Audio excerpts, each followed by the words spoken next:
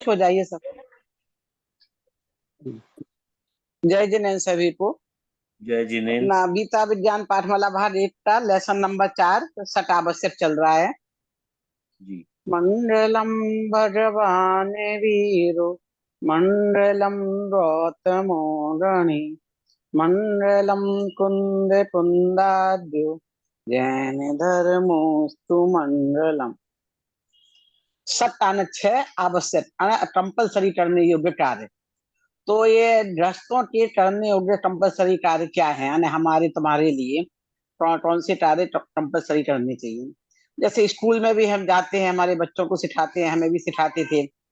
तो वो दिनचर्या सिखाते थे, शारीरिक सफाई के लिए सिखाते थे। तो मानसिक स्वास्थ्य के लिए क्या आवश्यक है, वो चीज इसमें बताई जा रही है। तो हमें क्या करना चाहिए, तो इसमें दो तरह से बताई गई है, एक निश्चय से और एक व्यवहार से।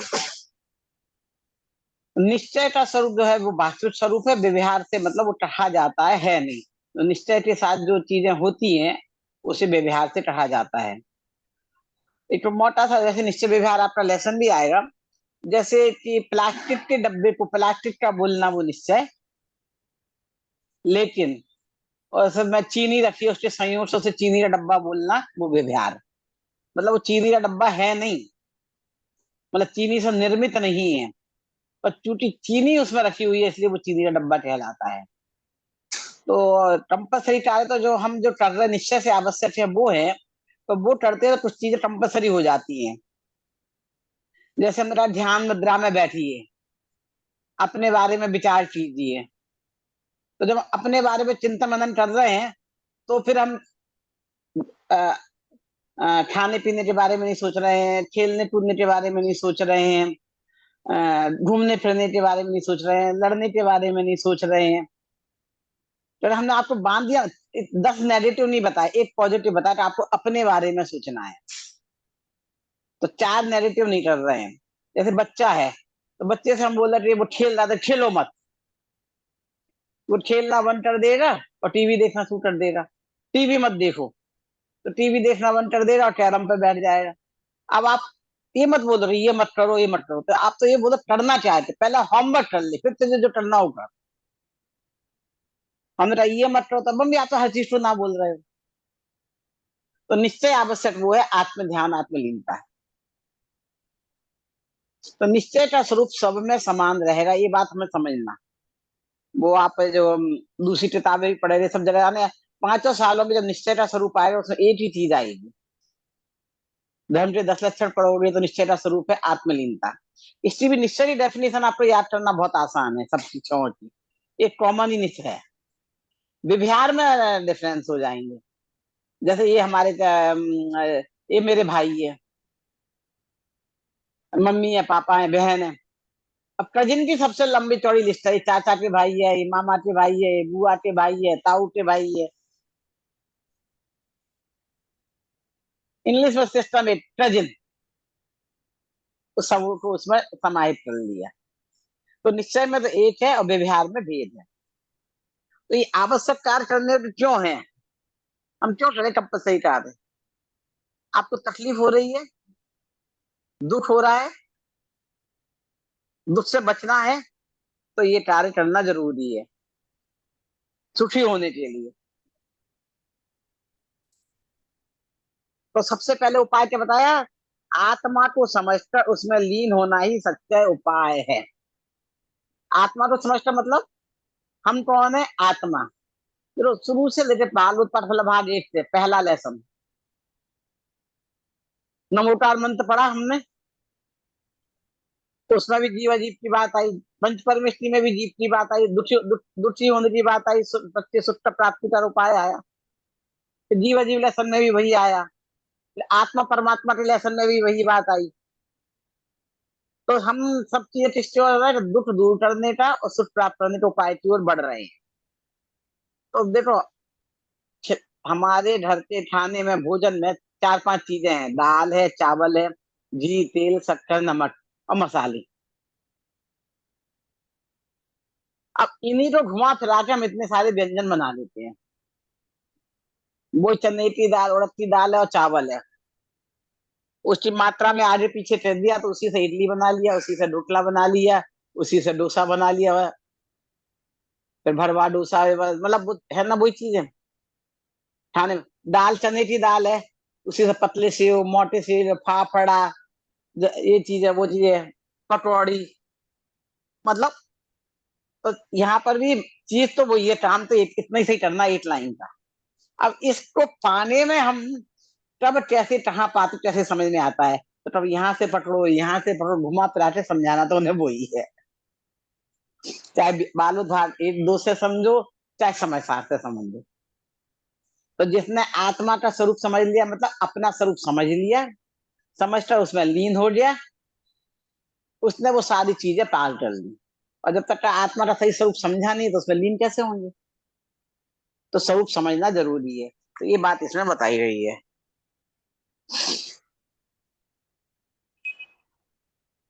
अब ये कह रहे हैं कि ये तो भाई मुनियों का काम हो गया, हमारा तुम्हारा काम थोड़ी रह गया। बोले नहीं, ये सुखी होना है, जिसको भी सुखी होने का रास्ता तो एक ही है, चाहे हम चले चाहे मुनि चले। पर यह है कि हम थोड़ा थोड़ा चल पाते हैं अपनी योग्यता के अनुसार, और मुनि राजा उग्रपुर शास्त्री होते हैं तो वो थोड़ा सा ज्यादा चल लेते हैं। तो भाई बच्चा थोड़ा धीरे धीरे खाता है, थोड़ा सा खाता है, तो उससे थोड़ा स्वाद आएगा मीठे का, तो ज्यादा खाता है, उससे ज्यादा स्वाद आएगा। पर स्वाद तो मीठे का ही आएगा ना, मीठा खा रहा है तो मीठे का ही स्वाद आएगा।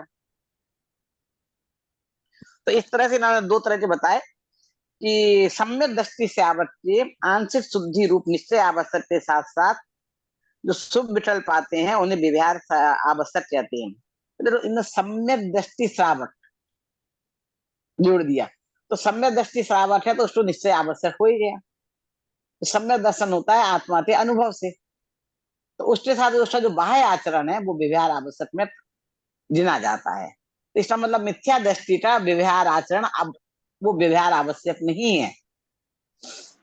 तो क्या फिर जो मिथ्या दृष्टि उनका आचरण क्या कहलाएगा, वो व्यवहार में व्यवहार, उपचार में उपचार। अब साले के साले को क्या बोले, बहनोई के बहनोई को क्या बोले, अब बहनोई बोल देते हैं। समधी के समधी को क्या बोले, वो समझ में सबको आता, बस बता देते हैं समधी के समधी है, बहनोई के बहनोई है, तो हमें भी समझ में आ जाता है। तो ये व्यवहार में व्यवहार मतलब बहुत ज्यादा उपचार है, तो बहुत ज्यादा टर्जन के टर्जन है। ये फर्स्ट टर्जन, ये थर्ड, वो चीज समझ लें।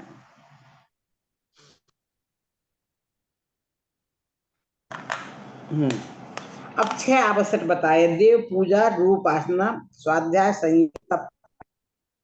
अब छहों के दो भेद हो रहे, निश्चय और व्यवहार। देव पूजा में विशेषता है, उससे दो भेद आप किए हैं, एक तो निश्चय किया है, व्यवहार किया है, पर साथ में व्यवहार भाव देव पूजा और निश्चय और द्रव्य पूजा ये भी किया है। तो देखो ज्ञानी श्रावक के योग्य आंशिक शुद्धि निश्चय से भाव देव पूजा है, ठीक है। अब ये डेफिनेशन सब में देख लो आप, ज्ञानी श्रावक के योग्य आंशिक शुद्धि अगले पेज पर, निश्चय से रूप आसना है। हर एक में आप देखो, पढ़ो, सबका निश्चय से पढ़ लो। सेम आ रहा है, निश्चय से पढ़ेंगे तो आप एक सेकंड में आप,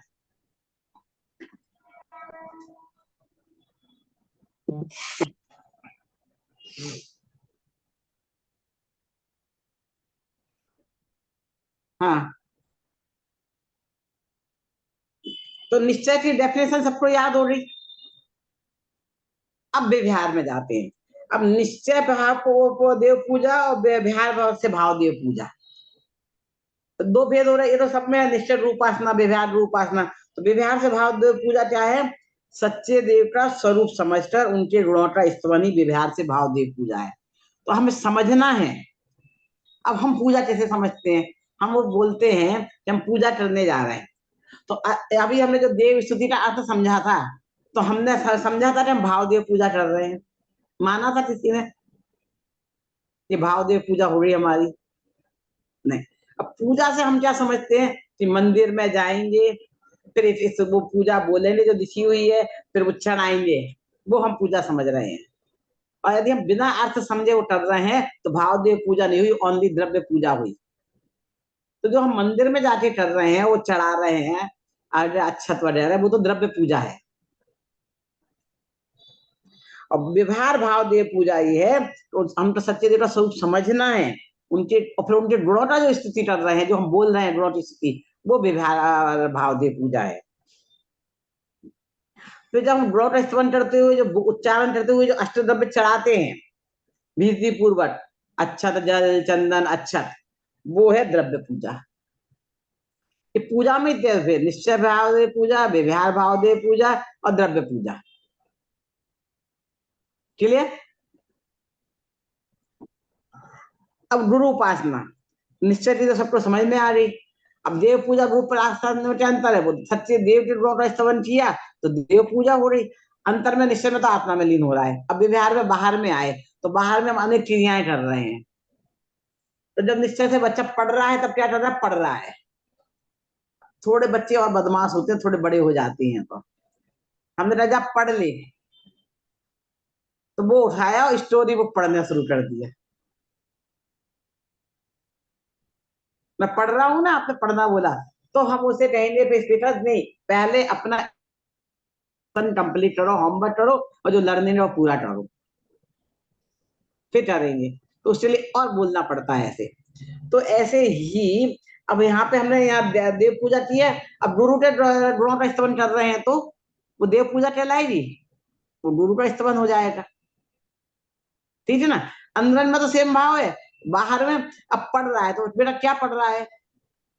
अब देखो, मान लो हमारा बच्चे को मैथ्स में इंटरेस्ट है और हिस्ट्री में पुअर है, तो वो जब देखो तब मैथ्स उठा के पढ़ने बैठ जाता है, हिस्ट्री नहीं पढ़ता है। तो हम उससे कहते हैं तो हिस्ट्री का होमवर्क है, हिस्ट्री पर।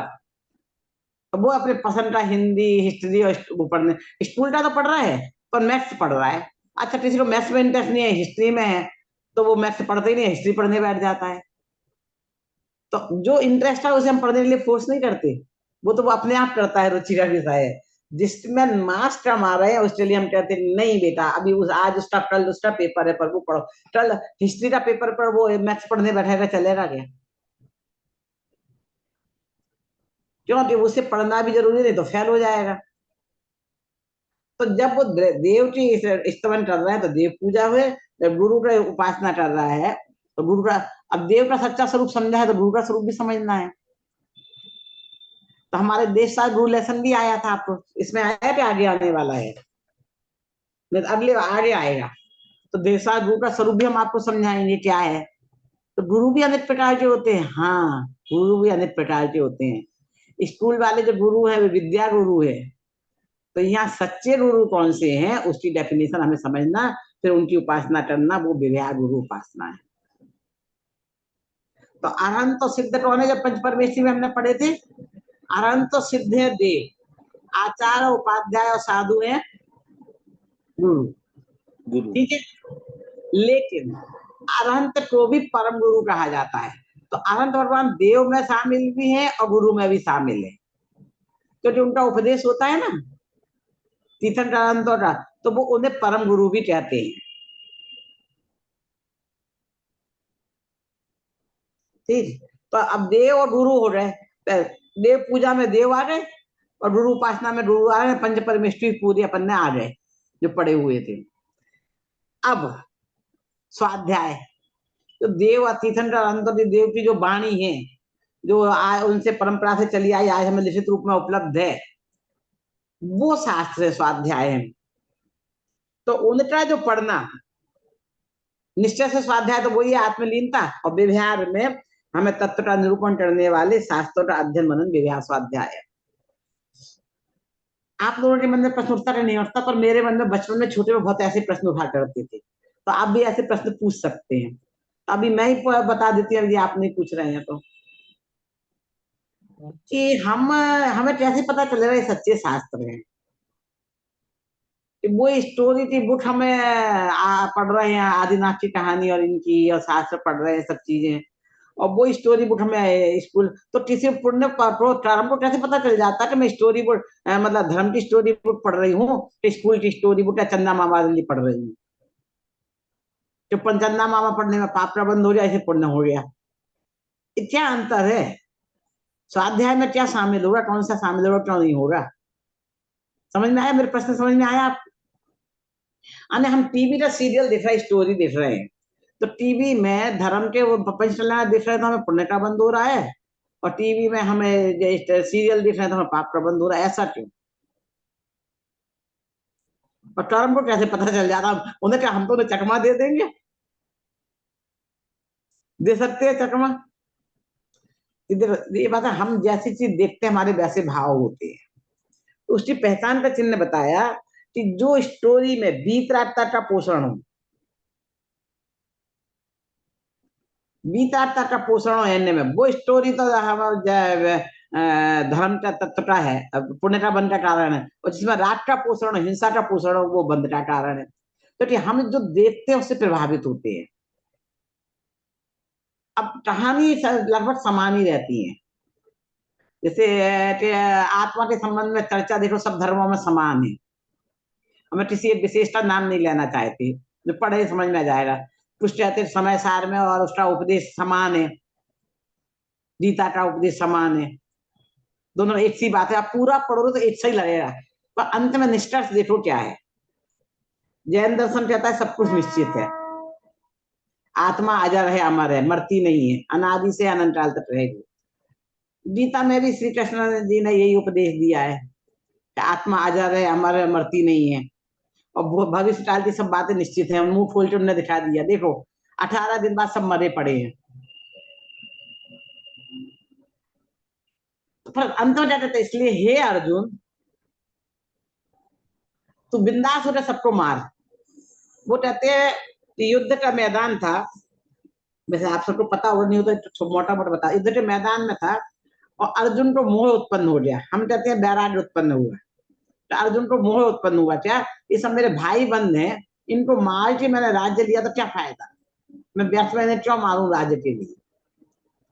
तो वो अपने भाइयों को मारना नहीं चाहता कि नहीं मुझे ऐसा राज्य नहीं चाहिए। श्री कृष्ण ने उपदेश दिया कि सब तो भविष्य में मरे पड़े हैं, आत्मा अजर अमर है, आत्मा तो मरती नहीं है, ये शरीर छोड़ती है, ये हमारी में। फिर लास्ट में तो इसलिए तुम बिंदास सोचे, तुम इधर मोह में मत पड़ो, कुछ सोचो विचारो मत, निर्भय होके, बिंदास बम्बैया भाषा में बिंदास होके, अब निर्भय होके सबको मार दो। जैन दर्शन वहां क्या कहता है कि जो अपनी मौत मरने वाले हैं उसमें तुम मारने में निमित्त क्यों बनते हो? बोले तो तुम्हें तो मात्र निमित्त बनना है, तू मात्र निमित्त मात्र बन जा। जैन दर्शन कहता है नहीं, जो अपनी मौत मरने वाले उसमें निमित्त भी क्यों बन। एक कहता है कि तुम हिंसा करो, एक कहता नहीं हिंसा नहीं करना, हमें अहिंसा करो, जिसका जो होना होगा हो जाएगा। तो दो परस्पर विरोधी रिजल्ट आ रहे हैं ना, तो वहां हमारी गतिविधि परिणाम मारने के ऊपर होते हैं, यहाँ हमें मारने से बचने के ऊपर होते हैं, मारना नहीं है। एक में अहिंसा के परिणाम होते हैं, इसमें राग के परिणाम होते हैं, एक में वितात्तर के परिणाम होते हैं। एक बात। दूसरी बात, वो जो अपने आप मरने वाले हैं तुम उससे तो मारने मात्र निमित्त बन जाओ। तो प्रैक्टिकल लाइफ में आप देखो, अब अपने आसपास देखने को आपको मिले या नहीं मिले, पर मूवी से सीरियल से हमें एक फायदा तो ये है, उदाहरण मिलने आसानी हो जाती है, आप भी आसानी से देख सकते हो, और किसी का नाम लेके बताना भी नहीं पड़ता, किसी भी टीवी सीरियल में देख लेना। नहीं तो समझ लो मैंने सीरियल बना रही, मेरी स्टोरी समझ लो कि एक मान लीजिए रमेश ने सुरेश को हायर किया नीलेश को मारने के लिए, तो सुरेश गया नीलेश को मारने के लिए, जैसे अपने अंजन चोर की कहानी है ना, वैसी सब कहानी समझ लो। तो वो हस्बैंड वाइफ दोनों बातें कर रहे थे, लाइट जल रही थी, तो अभी दो जने हैं, अभी मेरे को देख लेगा तो अभी थोड़ा सा मुझे सोने का इंतजार करो। तो जब इंतजार करते हैं तो देखते हैं अभी आवाजें सुने, जब तो आवाज आ रही तो जग रहे हैं, तो बातें सुन लेते हैं, कान में पड़ जाती है।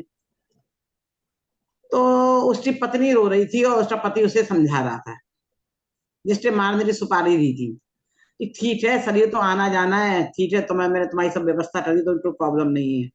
अब वो रो रही थी कि बस अब 2 दिन का टाइम है, 2 दिन का टाइम, बोले 2 दिन तो हस्त ले लो, रो क्यों रही हो तुम? आना उसे कोई ऐसी बीमारी थी समझ लो कैंसर, जब उसके पास डॉक्टर ने कह दिया अब आपके पास है, भगवान आपका मालिक है, अब आपके पास 2 दिन, अधिक से अधिक 7 दिन, इससे ज्यादा आप नहीं जी सकते हो। ऐसा पता चल जाता है ना। अच्छा, देवव्रत भी पता नहीं चलता है, मनुष्य में भी ऐसे कुछ होते हैं लोग जिन्हें पता चल जाता है। तो आपने आसपास अपने किसी बुजुर्ग को, किसी को यंग को भी ऐसा देखा हो किसी बीमारी से? अरे हमारे सामने तो उदाहरण है ना, संजीव जी रोधा का भी कह दिया था, बस इनके पास महीने हैं, साल नहीं है। अरे होते हफ्ते हैं तो महीने बोलते हैं, होते दिन है तो हफ्ता बोलते हैं, पता नहीं ना उनको। तो अब पता चल गया ना। तो वो जो मारने आया था जिसने सुपारी ली थी, उससे भाव कैसे होंगे? वो क्या करता है कि जाता है और अपने पैसे, उसे सुपारी लिए पैसे लौटा देता है। क्यों नहीं मार के आए भाई, तुम इतने डरपोक नहीं? वो 2-4 दिन में अपनी मौत मरने वाला है, उसे मार के मैं अपने हाथ पाप का भागीदार क्यों बनूं? जो अपनी मौत मरने वाला होता है, इसे एक सुपारी लेने वाला भी मारने की इच्छा नहीं करता है।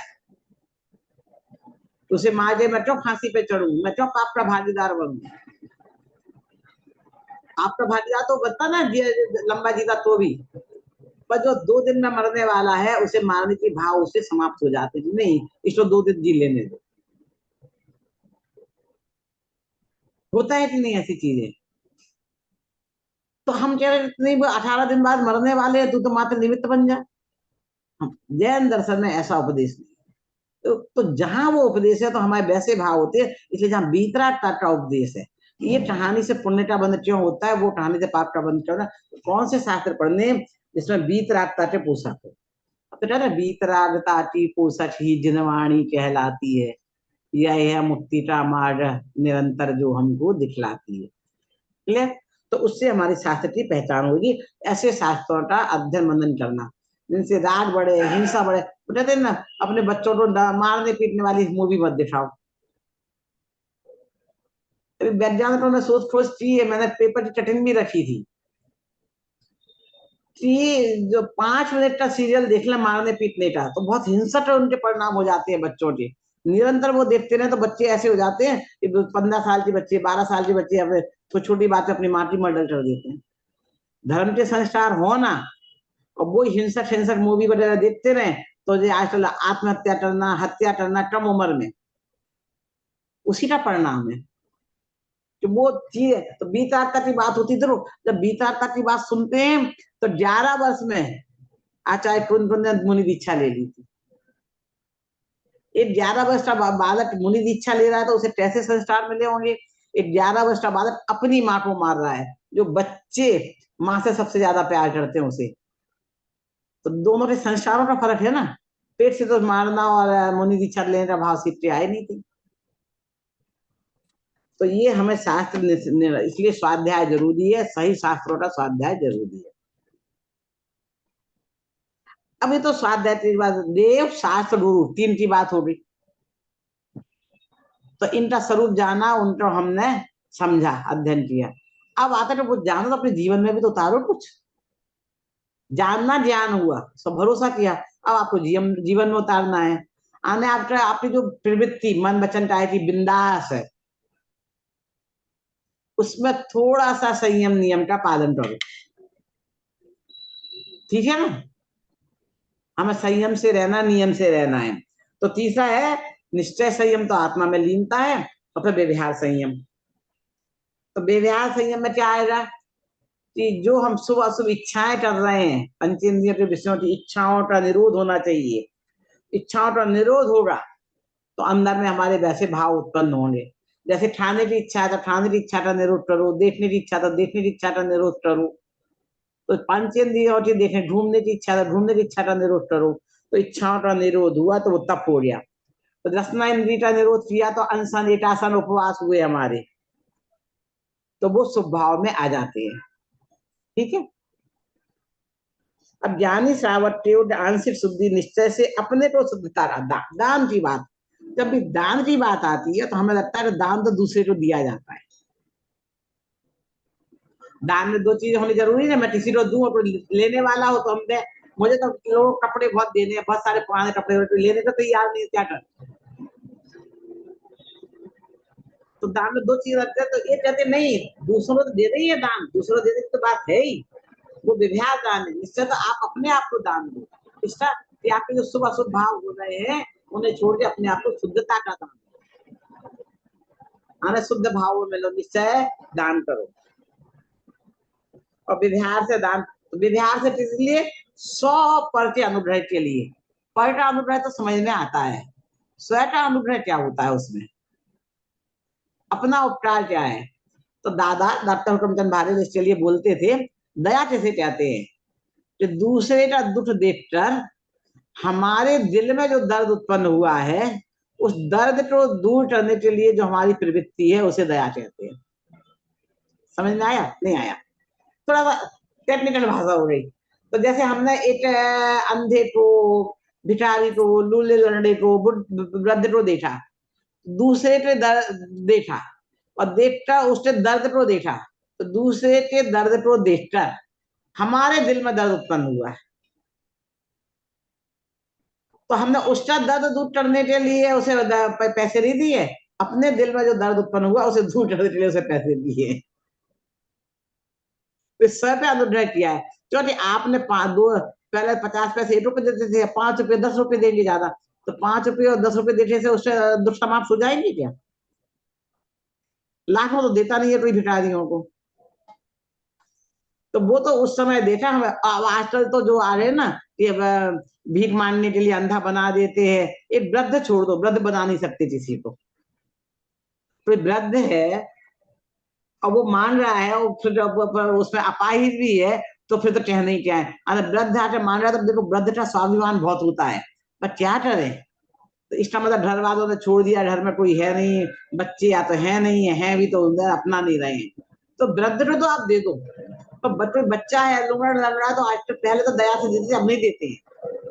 क्यों कि हम देंगे तो जानबूझकर अंधा लूला लंगड़ा बनाया जाएगा, तो उनके ऊपर दया आती है। अब हम उसके प्रति निष्प्रय हो रहे हैं, दया नहीं आती है, उन्हें देखते हमें दर्द नहीं होता, बल्कि नहीं दो इसके लिए भाव, ऐसे भाव उत्पन्न होते हैं। तो धीरे धीरे हमें समझ में आया कि ये तो मानते रहते हैं, तो सब लोगों ने कहा कि पैसे मत दो इन्हें, शराब में उड़ा देते हैं, खाने पीने की चीजें दे दो। तो मैंने गई मेडिकल स्टोर से खाने पीने का वो बिस्किट वगैरह खरीदे, और तो मेडिकल स्टोर वाला मालूम क्या बोलता है कि आप अभी ये दे रहे हो ना इस बच्चे के लिए, आपको ये 5 रुपए में आके हमें बेच जाएंगे सस्ते में, आधे रेट में, तो आपको देना है ना तो इसे आप खोल के देना, पैकेट मत देना। माने अब हमारा दया भी आ रही है, हम दे रहे हैं तो दर्द उत्पन्न हो रहा है, तो वो कह रहे ये तो इनका धंधा बन गया है। जहां हमें धंधा समझ, तो अब हमें धंधा समझ में आया तो हम उसके प्रति हमारे दिल में दर्द उत्पन्न होना बंद हो गया। दर्द उत्पन्न होना बंद हो गया तो क्या हुआ, अब वो वृद्ध भी आते हैं तो भी उन्हें देने का हम उन्हें देखते, अरे भिखारी आए तो हमें देखना ही नहीं है, आंखें बंद कर लेना है, कुछ देना नहीं है, ये भाव हो गया। अब हमारे दिल में दर्द उत्पन्न नहीं हो रहा है, अब उसे दूर करने का भाव नहीं रहा, अब बजाय कुछ भी रही हो। अब आप तो कहते कहते मुझे ध्यान आया कि मैं वृद्ध का कोई लाद नहीं सकता ऊपर से, वृद्ध तो उम्र के हिसाब से होता है, वो वृद्ध भी है और मान रहा है, भूखा भी है, तो चलो जैसा है भूखा दे दो, नहीं तो शराब नहीं पी उसकी व्यवस्था कर लो आप। पर एक्चुअली दया तो क्या है, हमारे दिल में जो दर्द उत्पन्न हुआ है उसे दूर करने का।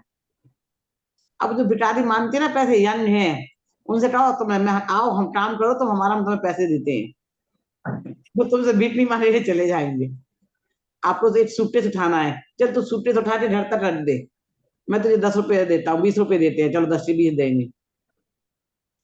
नहीं आता है, उसे भीख ही चाहिए, उसे नहीं काम करना है। फिर आप जो आपके पास 4 में आप जा रहे हैं, कोई आके आता थोड़ी चीज है, तो आपको क्या लगता है कि अच्छा तो भीख मांगने से अच्छा थोड़ा बेच रहा है, चलो खरीद लो इससे, दया हमें जरूरत नहीं होती तो भी दया से लेके हम खरीद लेते हैं। तो वो खरीद रहे हैं हम क्यों, तो उसे देख के हमारे मन में दर्द आया, इतना बुढ़ा है, इतनी सर्दी में बिना कपड़ों के कर रहा है, तो चलो इसे खरीद लो, दे देंगे किसी दूसरे को। तो हमारे ये स्वयं के ऊपर अनुग्रह हुआ है, पर का अनुग्रह तो हुआ ही है, पर स्वयं के लिए और पर के अनुग्रह के लिए धनादि देना व्यवहार दान। क्लियर? ये वो रूप है जो मैंने आपको बताया, ध्यान आकर्षित किया। दूसरा हम करते दान देने तो हमारे पुण्य का बंद होगा, तो हम तो इधर भावना से कर रहे हैं, मंदिर में दान दे रहे हैं, कुछ कर रहे हैं, मेरा नाम होगा, मैं ऊपर बैठूंगा, तो अंदर कोई ना कोई भावना तो काम करती, बिना भावना के नहीं रहते हैं। तो निष्प्रय होकर दान देना चाहिए। तो 4 प्रकार के दान बताए हैं, आहार दान, ज्ञान दान, औषधि दान और अभय दान। औषधि दान में वो वाली औषधि कहलाती है, ये नहीं आप एलोपैथी दवाई लाके दे दें, मांसाहारी दवाइयां जिसमें वो नहीं, आयुर्वेदिक जड़ी बूटी की, खासतौर पर मुनिराज आहार के लिए आते हैं तो उनमें हमने औषधि डाल के दे दी, बीमारी है तो कुछ उस टाइप का चलता है।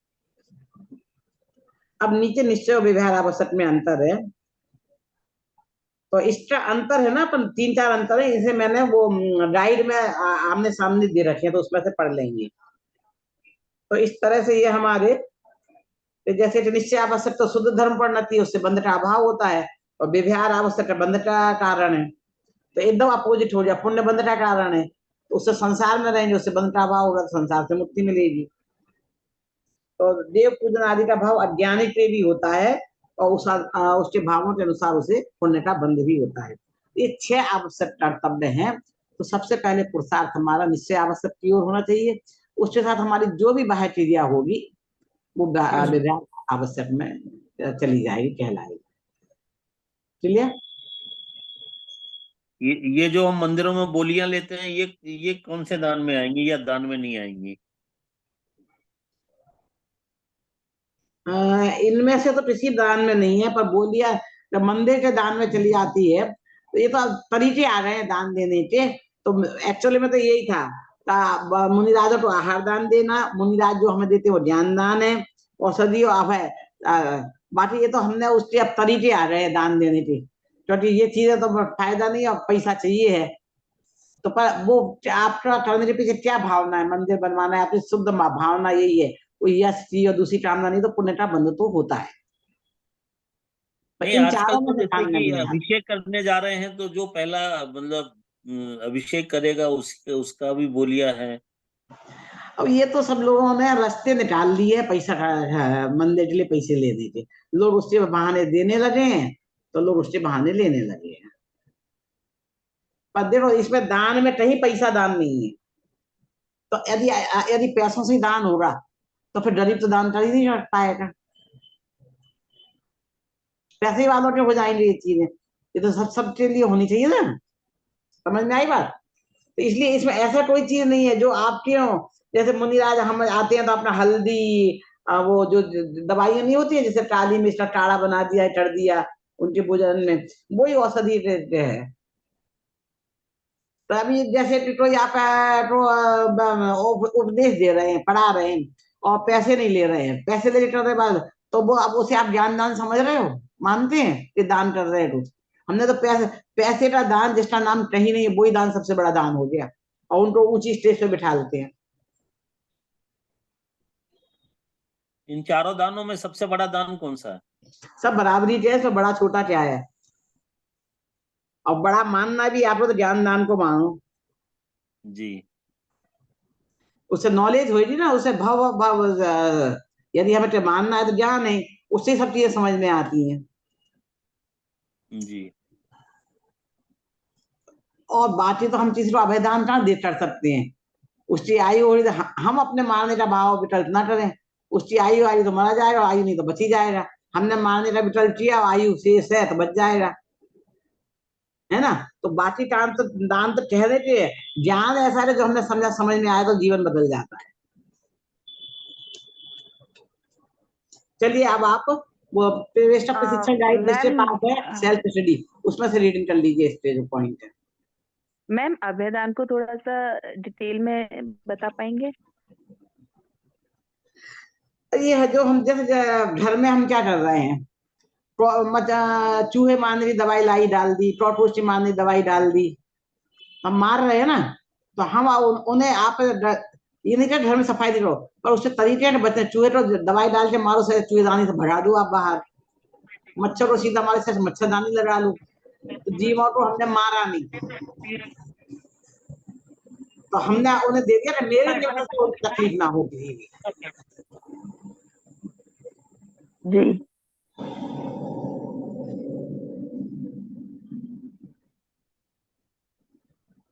चलिए आप उसमें से पढ़ लीजिए।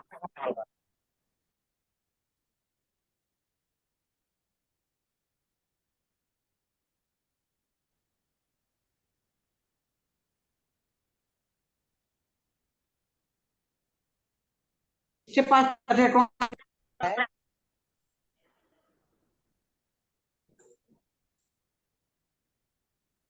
मैं पढ़ूं? हाँ पढ़ लीजिए। पाठ 4 षट आवश्यक। दुखों से बचने की प्राणी मात्र की सहज प्रवृत्ति है, पर प्रश्न है कि वह दुखी किससे है? दुख का मूल कारण क्या है? सांसारिक जीव अपने दुख का कारण भूख प्यास बीमारी आदि को समझते हैं और उससे बचने का उपाय कर संतुष्ट हो जाते हैं। जैसे उन्हें भूख प्यास का दुख होता है, वे खा पीकर दुख दूर कर लेते हैं। बीमारी का दुख होता है तो दवाइयां खाकर दुख दूर कर लेते हैं। भोग सामग्री जितनी वह जैसी चाहते हैं वैसी उपलब्ध न होने पर दुख होता है, तो उसकी प्राप्ति के प्रयत्न में दिन रात लगे रहते हैं। इन्हीं दुखों को दूर करने के लिए पांचों पाप करते रहते हैं। इनके अलावा या अन्य कुछ दुख के कारण है जिन्हें दूर करना चाहिए, वे जानते ही नहीं, मानते ही नहीं, स्वीकारते ही नहीं। अतः उनके दूर करने का उपाय कैसे करें? जैसे बुखार आना अपने आप में कोई बीमारी नहीं, किसी बीमारी का लक्षण है। यदि हम मात्र बुखार उतारने की दवाइयां खाते रहते हैं और मूल बीमारी तक न जाए, उसका इलाज न कराए, तो क्या कभी ठीक हो पाएंगे? नहीं ना। बुखार उतारने की दवाई भी जरूरी है और मूल कारण को दूर करने की भी जरूरत है। उसी प्रकार भूख प्यास बीमारियां आदि तो मुख्य बीमारी के लक्षण हैं।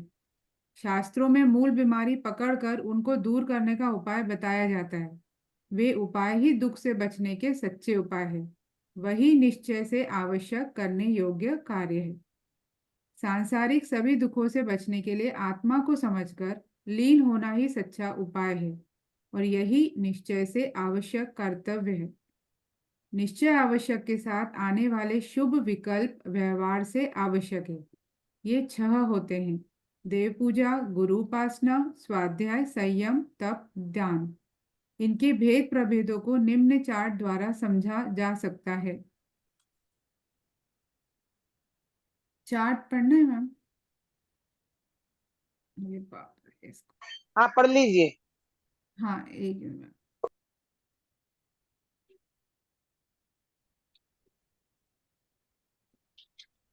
एक्चुअली मेरे पास मोबाइल में है, एक मिनट।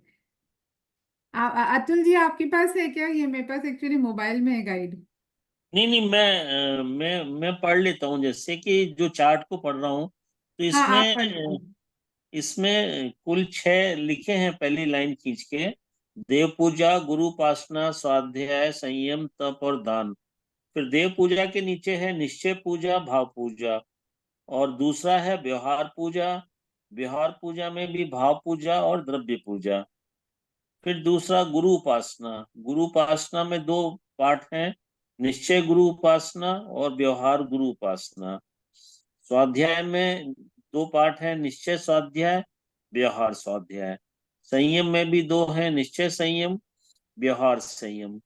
तप में 2 हैं, निश्चय तप और व्यवहार तप। और दान में निश्चय दान, व्यवहार दान। व्यवहार दान में फिर 4 दिए हैं, आहार और ज्ञान, औषधि और अभय। इसमें लिखा है, ध्यान रहे देव पूजा को छोड़कर अन्य आवश्यकों में द्रव्य और भाव का भेद नहीं किया गया है। हाँ आप कर लीजिए पूरा वो वाला पेज।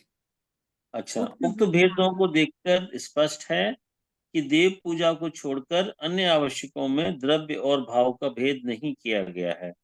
इस प्रकार हम देखते हैं कि आवश्यक के 2 भेद तो सभी आवश्यकों में विद्यमान है।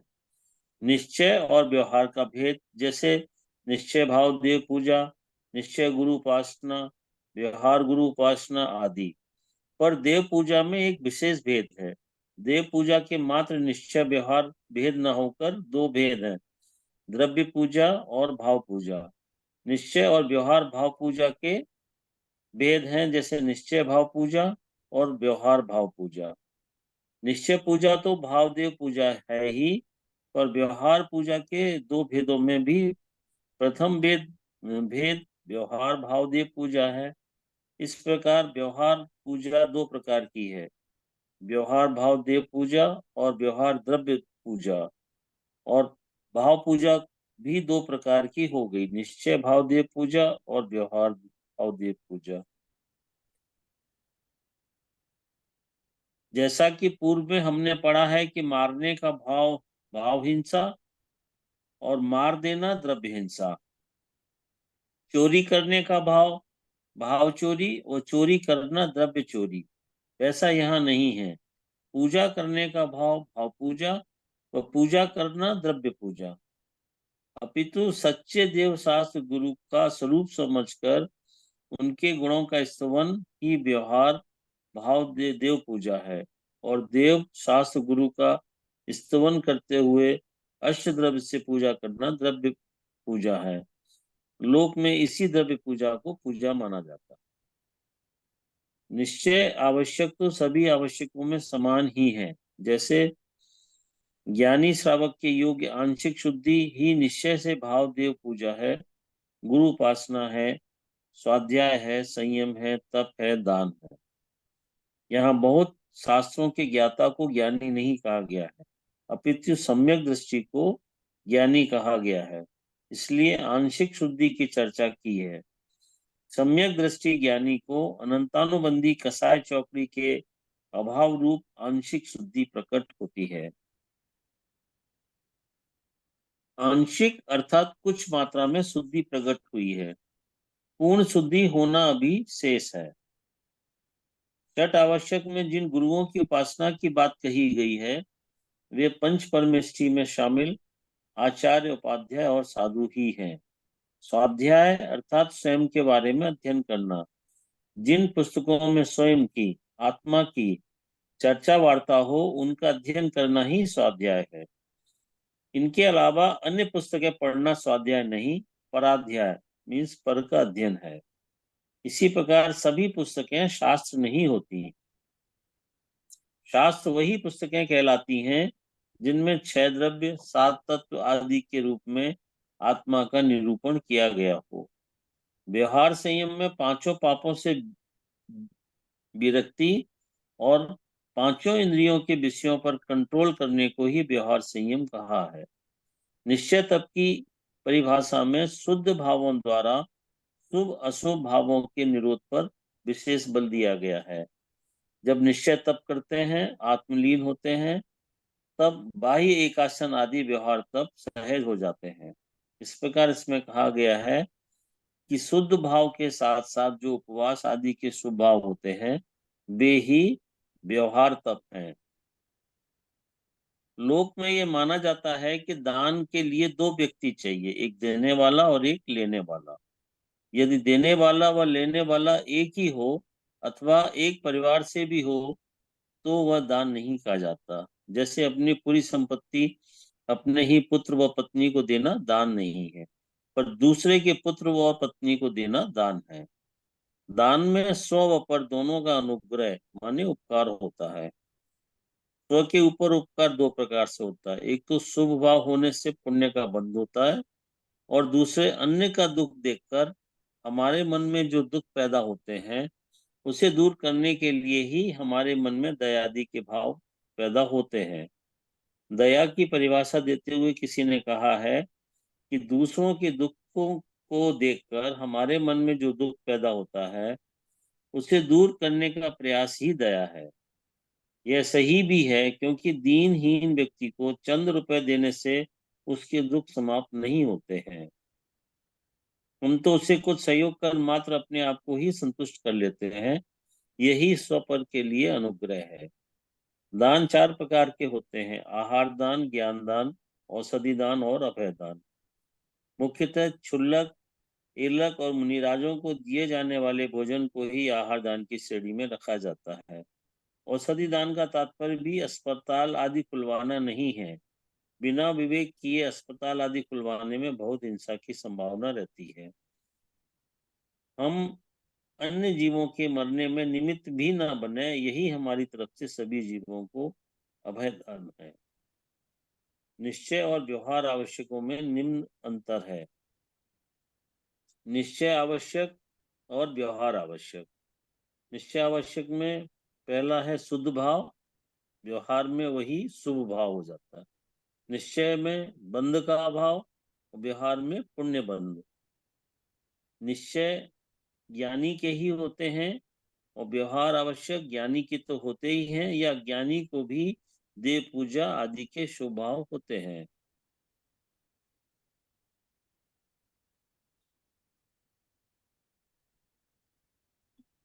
समझ में आ गया सबको? हाँ जिग्नेश जी, कुछ पूछना था क्या? आप हैंड रेज हाँ, किया। मेरे को एक ये क्वेश्चन पूछना था कि जो चार्ट में ऐसे बताया गया है कि देव पूजा को छोड़कर अन्य में द्रव्य और भाव का भेद नहीं किया गया है। हाँ तो हाँ मतलब इसका मतलब कैसे समझना कि जैसे आपने कहा कि किसी के पास पैसा पैसा नहीं है, कोई गरीब है, तो हाँ। वो कभी बिकॉज वो द्रव्य से तो दान नहीं कर सकेगा किसी भी चीज का, चाहे आहार का हो या ज्ञान का हो, नहीं किसी भी तरह का पैसा का हो। नहीं, इससे उससे मत जोड़ो आप। ये है हाँ, भेद, निश्चय व्यवहार भेद है इनमें, द्रव्य भाव भेद नहीं है, ये बात बता रहे हैं। करेक्ट। तो मैं वही हाँ पूछ रहा हूँ, तो अगर मेरे पास हाँ द्रव्य नहीं है ज्ञान देने के लिए, औषधि देने के लिए, मतलब वो आप, हाँ। क्या हमारी ऐसी व्यवस्था है कि गरीब कभी औषधि दान का भाव करे तो भी उसको पुण्य का बंध नहीं होगा? तो औषधि क्योंकि दान आप क्या उसको समझ रहे हो? ये तो जो मैंने भी आपको कहा, बताया आप था। काली मिर्ची का पैसा समझ लीजिए। अरे हल्दी है, हल्दी तो सबके पास होती है ना, घर में हाँ, होता है। जो आप काढ़ा बना रहे हैं, चीजें हैं, उन चीजों का, और जरूरी नहीं हर व्यक्ति हर चीज कर सके। जिसके पास जो हो रहा वही तो देगा। और अपने पास हम्म, जो होता है उसका 10% दान में जाता है, पूरी चीजें नहीं जाती हैं। उसके हम्म, सबके नियम है कौन कितनी दे सकता है। तो जिसके पास जो होती है वही दे सकता है, जो नहीं है वो कैसे देगा? नहीं तो आप तो कहोगे हद नहीं बचे, जो महाबेवकूफ है वो भी ज्ञान दान देगा। हर नहीं, के पास हर चीज नहीं है। आजकल हर चीज की बोली लगती है ना, मैं उस एंगल से पूछ रहा हूँ, तो अब मतलब देखो, कभी हर नंबर चीजों नंबर में लगेगा ही नहीं। विकृतियां आई हैं, हर चीजों में विकृतियां आई हैं, बोलियां लगती है उससे। इसमें वो नहीं है, और उसकी चर्चा अपन क्यों कर रहे हैं इधर? उसका एक अलग उद्देश्य है। जिसके पास बोलियां इसलिए लगती है, बोलियां उठे थोड़ा सा ऊपर मंच पे ऊपर बिठा देते हैं एक समय के लिए। और जरूरत है पैसा, और मंदिर का खर्चे के लिए पैसा की जरूरत है। ज्यादा खर्चे बढ़ जाए उतना कोई देता नहीं है, तो बोलियों के माध्यम से वो करते हैं, और क्या करें? तो आपको पहले ज्यादा बिटल क्यों है? तो सबके सामने अभिषेक करने कोई रोकता तो है नहीं है आपको। आपको सबके मान चाहिए है, वो तो जिसको करना है। अभिषेक हम्म, करने कोई रोकता नहीं है। पहला अभिषेक मैं करूंगा। दीपावली पे लड्डू चढ़ाने कोई रोकता नहीं, पहला मुझे चढ़ाना। और छोटा चढ़ा, आप घर से, पहला सिस्टम था, आप अपने घर में मिठाई बनाते हो, अपने घर से ले जाओ करो। आपको मान चाहिए, मान के लिए पैसे देने हैं, तो मान नहीं मिलेगा ना उसके बिना। भाई कोई क्रिया करने का कहीं निषेध नहीं है ना, जो चीज कर रहे हो तो नहीं है आपके पास, तो नहीं कर पाओगे ना, नहीं होगी वो चीज। हम्म, जो एकदम गरीब है उसके पास पैसे है नहीं, वो पैसे का कैसे दे पाएगा? पर वो शुभ भाव नहीं कर सकता, ये बात नहीं है। देखो आप दान से किस चीज से जोड़ रहे हो? क्या नहीं मिलेगा? गति नहीं मिलेगी, देवगति नहीं मिलेगी, क्या नर गति में जाएगा, प्रेम गति में जाएगा? हम्म। अल्टरनेट चाहते क्या हो उससे आप? पुण्य का बंद होगा और किसी भी पुण्य का प्रकार। बंध। पुण्य का बंध तो कई तरह से हो सकता है। जो यश की चाहे से करता, उसे पुण्य का बंध भी नहीं होता है। हम्म, तूने यश चाह लिया ना, यश मिल गया। एक एक काम से एक ही चीज मिलेगी, या यश मिलेगा या पुण्य मिलेगा।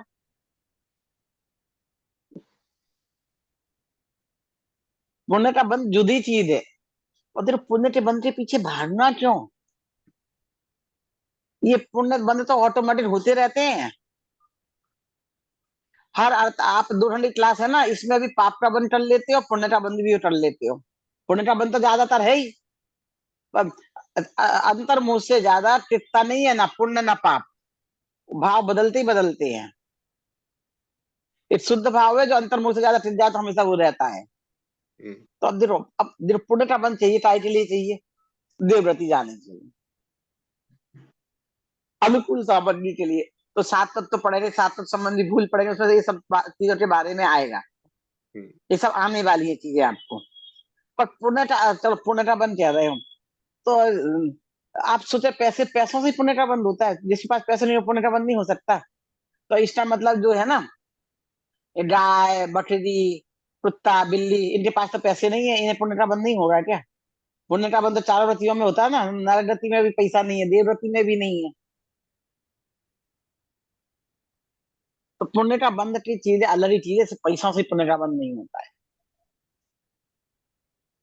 एक आपका सवाल का जवाब। हम्म, अब जो ये समाज में जो चीजें आ गई हैं, धारा का, हर हर चीज की बोली का, पहले लड्डू सब जाते सब चलाते थे, पहला बड़ा लड्डू बना दिया, पहले ही बोली हो रही।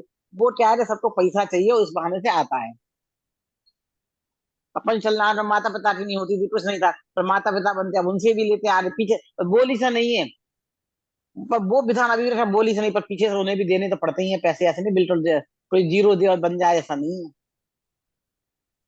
अब तो खर्चा बड़े हो रहे हैं, तो चाहिए आप ऐसे मत दो, बिना उससे आप देते नहीं हो, तो ये इस बहाने लेते हैं, अब क्या करें। व्यवस्था ने अपने हिसाब से बना ली अपनी चीजें तो।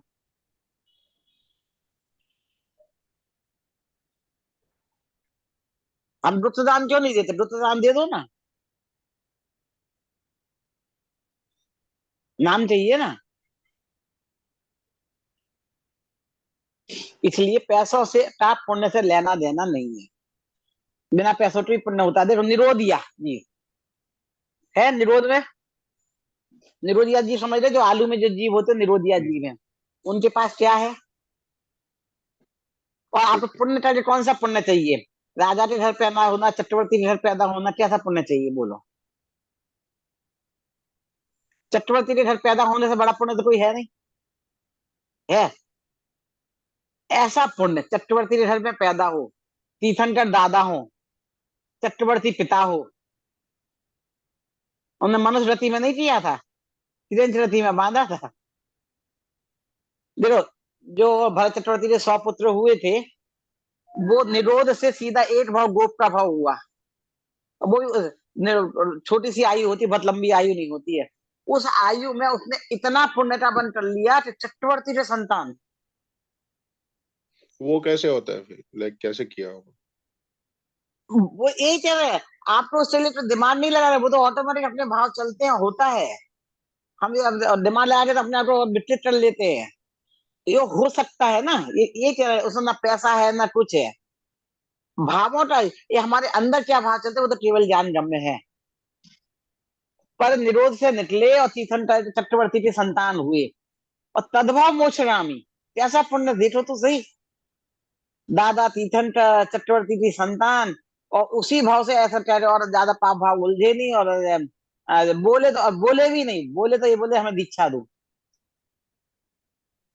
पूर्व जन्म और के दीक्षा कर्म ली होंगे, है। और पहले के जन्मों के कर्म होंगे संचित। और पहले तो निरोध में थे, इतने टर्म ऐसे नहीं है, उससे पहले निरोध से थे, निरोध से निकले, लोग के कीड़े हुए हो रहे, तो ये पुण्य पाप के पीछे भागने की जरूरत नहीं है। हम वो पाप से बचे, अगर पाप हम करते कर रहे हैं, बाकी तो पुण्य तो हो जाता है। हम अपने परिणामों को संभालें, अपने भाव है होने के, भावों से सब चीजें हो रही है, पैसा वैसा से कुछ लेना देना नहीं है।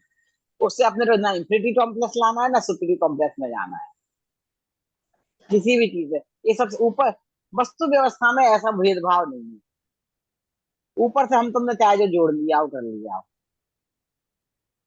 ये 4 प्रकार के दान है, इसमें अर्थदान दिया ही नहीं है ना, पैसे का कोई दान दान नहीं होता हाँ हाँ। है ना।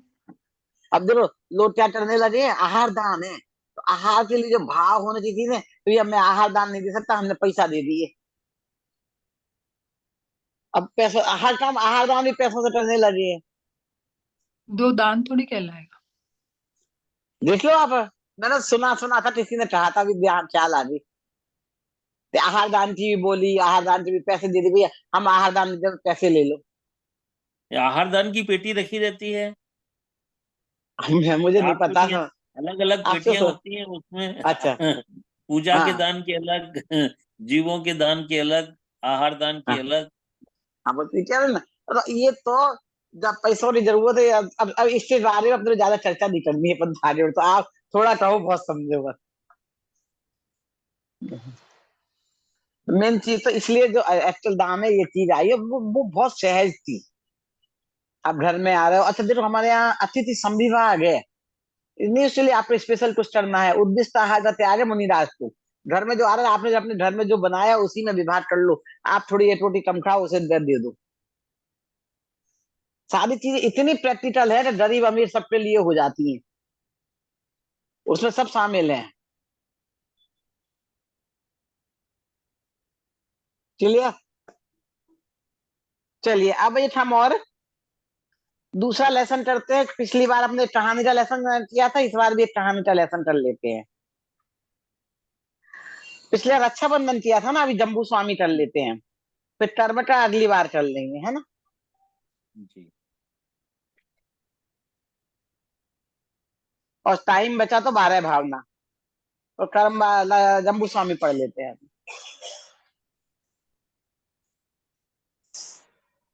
चलिए, जिनके पास पुस्तक है, जिनने अभी तक कोई बोल नहीं रहे और बोलना चाहते, पढ़ना चाहते, वो हैंड रेज करके अनम्यूट होते बोले। हाँ हाँ, शिल्पा जी और कौन दूसरा, दो जन ही लगेंगे शायद।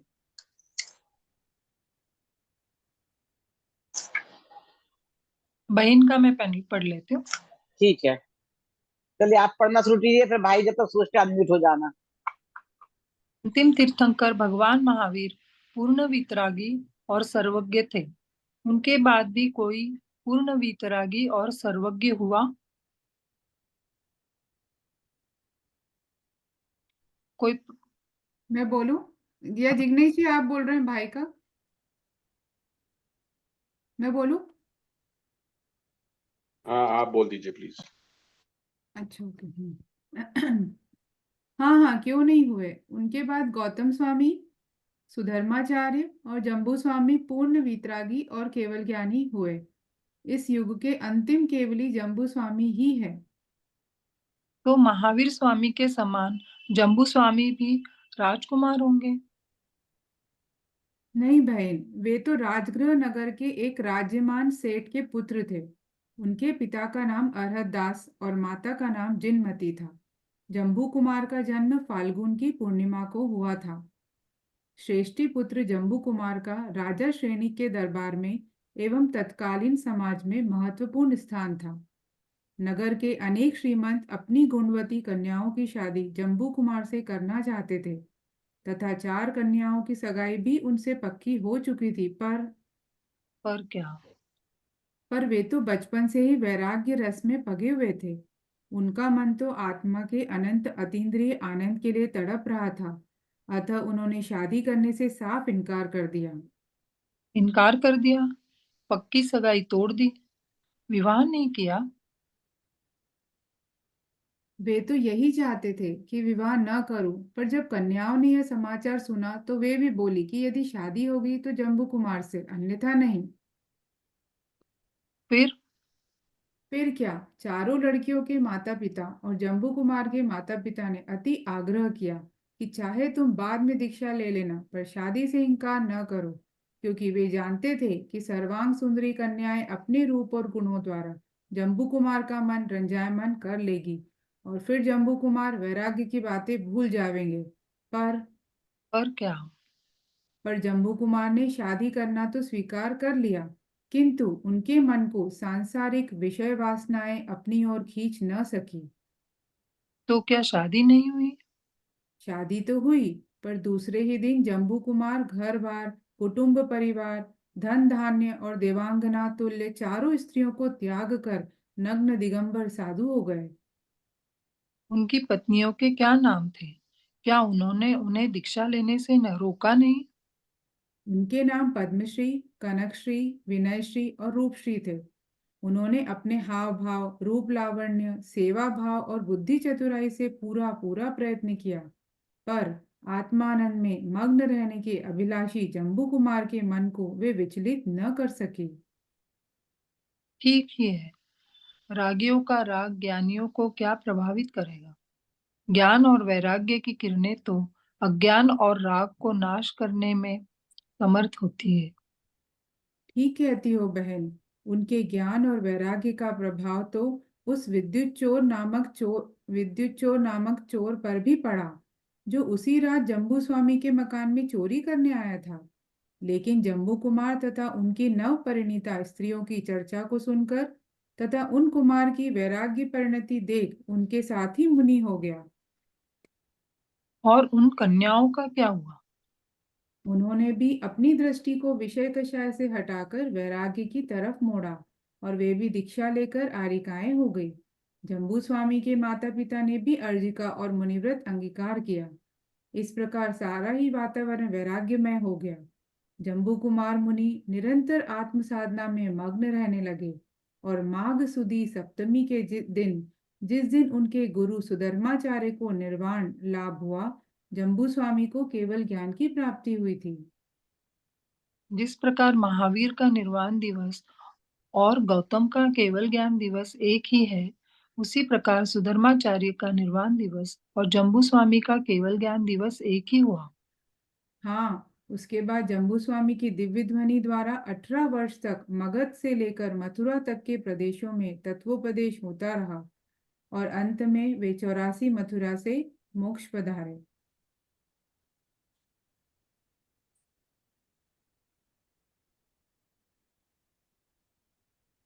अच्छा, पंडित अभी राधा वो जी। उससे भी पढ़ लीजिए, गाइड से।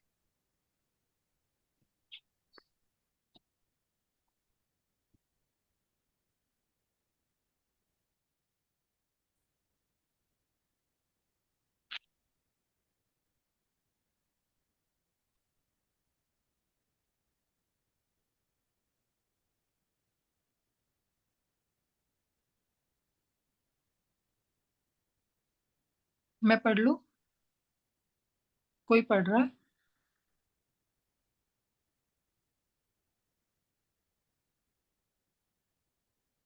हाँ, आप पढ़ लीजिए या फिर अतुल जी, जिसको पढ़ना हो।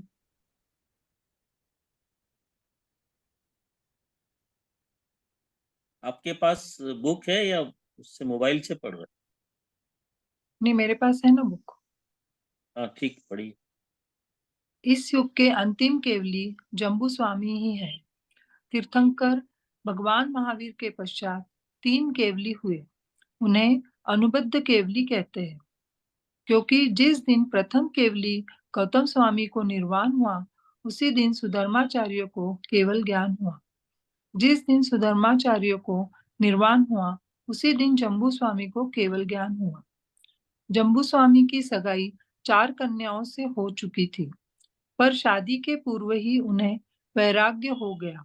अतः वे मुनि दीक्षा धारण करने की आज्ञा लेने माता पिता के पास गए, क्योंकि मुनिराज बनने से पूर्व माता पिता परिजन पूर्वजन से आज्ञा लेने का विधान शास्त्रों में है। अतः जम्बू स्वामी जब मुनि बनने की आज्ञा लेने गए, तो चारों कन्याओं के माता पिता व उनके स्वयं के माता पिता ने आग्रह किया कि तुम पहले शादी कर लो, बाद में दीक्षा ले लेना, क्योंकि वे जानते थे कि सर्वांग सुंदर कन्याएं उन्हें अपने राग के रंग में रंग लेगी। पर रागियों के राग में वे रमते हैं, जो सुंदर अंदर से, जो स्वयं अंदर से कमजोर होते हैं, जो दृढ़ होते हैं। उनके ज्ञान और वैराग्य की किरणें तो अज्ञान व राग का नाश करने में समर्थ होती है, और हुआ भी यही। जम्बू कुमार ने ज्ञान और वैराग्य के सभी प्रभावित किया। उनकी पत्नियों और माता पिता ने तो साथ में वैराग्य की तरफ मुंह साथ ही साथ उसी रात चोरी करने आए विद्युच्चर चोर ने भी अपने साथियों के साथ दीक्षा ले ली। इस प्रकार सारा वातावरण वैराग्यमय हो गया।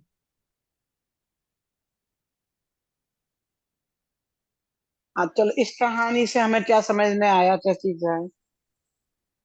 पहले सुनी हुई थी कहानी? हम्म। हम्म। ये अनुबद्ध केवली वही बताया है। ये जैसा हैट्रिक कैसे कहते हैं, हैट्रिक क्रिकेट में होता है ना, क्या मतलब होता है देखो, हैट्रिक का? लगातार एक साथ 3 विकेट ले लेना हैट्रिक हो गया। है ना, मतलब बीच में गैप हुए बिना, जी हाँ। है ना? तो ऐसे ही बीच में गैप आए हुए ना, एक के बाद दूसरे, ऐसे तो अपने आदिनाथ हुए, फिर उसके बाद में बहुत गैप हो गया और धर्म का विच्छेद हो गया, फिर अजित नाथ जी हुए, तो बीच में गैप गैप आ गए। इनमें ऐसा हुआ, एक सिद्ध भगवान बने, दूसरे को केवल ज्ञान हो गया, तो कंटिन्यूशन में बने रहे, वो गैप नहीं आया बीच में, बंधे हुए रहे, मतलब एक के बाद एक दूसरे, इसलिए अनुबद्ध टेबली बोले हैं। तो ऐसे लिखा है ना, उनको निर्वाण हुआ, इनको केवल ज्ञान हुआ, उनको निर्वाण हुआ, इनको केवल ज्ञान हुआ, सुबह शाम का। तो मतलब दिवाली के दूसरे दिन जम्बू स्वामी जी को है क्या? Same day, same day. Diwali के दिन तो फिर वो गौतम गणधर जी को हुआ। गौतम गढ़। गौतम गणधर जी जिस दिन गए, उस दिन जो है सुधर्माचार्य जी को केवल ज्ञान हुआ, और जिस दिन सुधर्माचार्य जी का निर्माण हुआ, उस दिन जम्मू स्वामी जी को केवल ज्ञान।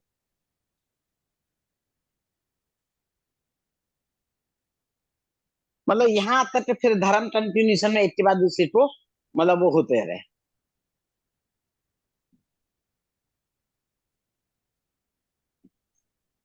ठीक है, तो स्टोरी थी, सामान्य थी, सरल थी, इसमें कुछ ज्यादा ऐसा विशेष है नहीं, है ना।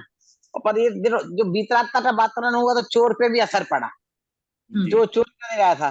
तो जब लीडर जैसा होता है, तो उससे 500 चोरों ने भी दीक्षा ले ली। अब चोर अंजन से चोर चोरी करता, तो लीडर से बहुत फर्क पड़ता है, तो लीडरशिप का पाप भी बहुत ज्यादा होता है, पुण्य भी बहुत होता है, तो पाप भी बहुत होता है।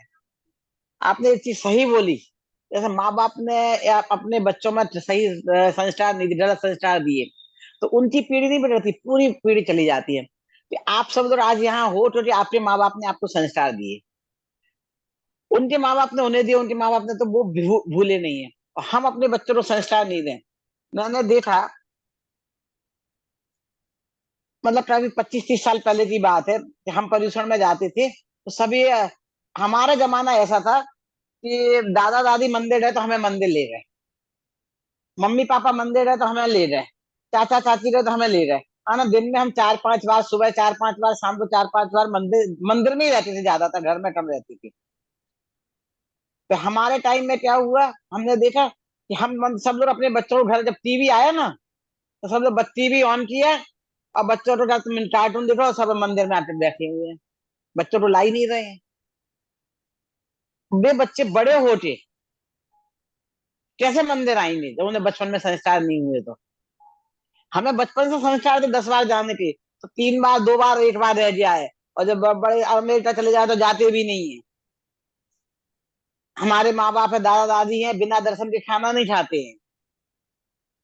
हम लोग सहज हो जाए तो ठीक है। हम जिन बच्चों को, अपने बच्चों को लेके नहीं जा रहे, तो आपने तो धर्म की परंपरा, जो परंपरा का विच्छेद नहीं हुआ भगवान महावीर से लेके आज तक, आपने अपनी पीढ़ी का विच्छेद कर दिया, और आपकी पीढ़ी में तो आपके बच्चों को ज्ञान नहीं है, तो दूसरे को कैसे हो रहा, तीसरे को कैसे होगा? तो परंपरा ही समाप्त कर दी, तो कितना बड़ा हमने पाप कर रहे हैं। और बीच का टाइम ऐसा था कि बच्चों को पाठशाला जाना बंद, सब चीजें बंद। तो युवा एक पीढ़ी, अभी की जो युवा पीढ़ी है, उनको तो धर्म के संस्कार बिल्कुल नहीं थी। ये कमी लोगों ने देखी, महसूस की, तो अब पाठशाला जो फिर से जोर आ रहा है। पहले बहुत पाठशाला थी हमारे टाइम में, हम जब युवा हुए, हमारे बच्चे उस समय एकदम पाठशालाएं बंद हो गई। लोगों ने बच्चों को, टीवी आया ही आया था, तब की बात है। और आज भी बच्चों को मोबाइल दे देते हैं, और माँ बाप शांति से रहते हैं, हम मोबाइल में वो कुछ भी देखते रहे। फिर बाद में रहते हैं, पहले दिन हाथ में बच्चे के मोबाइल किसने दिया? आपने दिया ना। आईपैड किसने दिया? आपने दिया ना। अब तो बच्चे तो उसके बिना रहते नहीं है। खाना खाना नहीं था, आपने मोबाइल चलाया, उसने खाना शांति से खाना खा लिया, आपने दे दिया। मंदिर आपने में अपनी सुविधा दी थी। मंदिर में प्रवचन चलता रहता है ना, तब भी माएं उनको दे देती, म्यूट करके बच्चे देखते रहते। हाँ, तो उनको कहना चाहिए, सुनो, शब्दों में कान पड़ेंगे। उन्हें वो आता नहीं है ना समझ में, कार्टून। फिर देखते देखते समझना शुरू कर देते हैं, प्रवचन के शब्द पढ़ेंगे तो सुनते सुनते वो समझ में आना शुरू हो जाएगा। हम तुम जो अभी तक जो पढ़े थे, कैसे सुने समझे, इतना समझ में आया? हम तो प्रवचन सुनते ही हमें इतने ज्ञानी बन रहे हैं। हमने तो ये ऐसी क्लास अटेंड नहीं की है कुछ। अब शास्त्री विद्वान आ रहे हैं। हम तो बस एक नियम बना लिया था कि चाहे कल परीक्षा है तो भी आज प्रवचन नहीं छोड़ना।